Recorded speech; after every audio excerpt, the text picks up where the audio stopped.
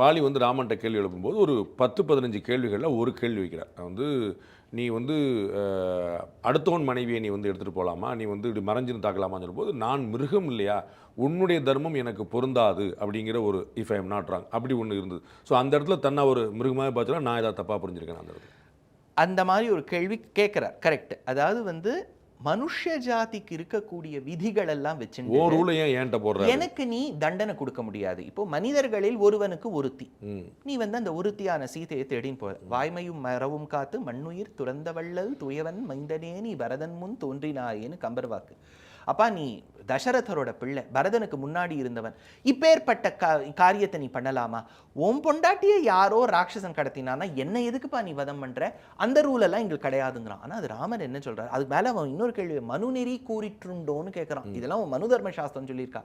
ராமருடைய பதில் என்னன்னா, எப்போ உனக்கு தக்கது இது தகாதது இதுன்னு புரிஞ்சுடுத்தோ, எப்போ you know this is the do, this is the don't, அஞ்சறிவுன்னு தப்பிக்க முடியாது, ஆறறிவு வந்துருச்சு. நீ வந்து அப்போ வந்து நான் வந்து மிருகம், உனக்கு வேணுங்கிறச்ச நீ மிருகம், உனக்கு வேண்டாங்கிறச்ச நீ மிருகம் இல்லை, அப்படி நீ பண்ண முடியாது வாலி. நீ எப்போ உனக்கு சந்தியாவந்தனாதிகள்லாம் இருக்கோ, நீ அப்பவே you have come into the மனுஷ ஜாதி.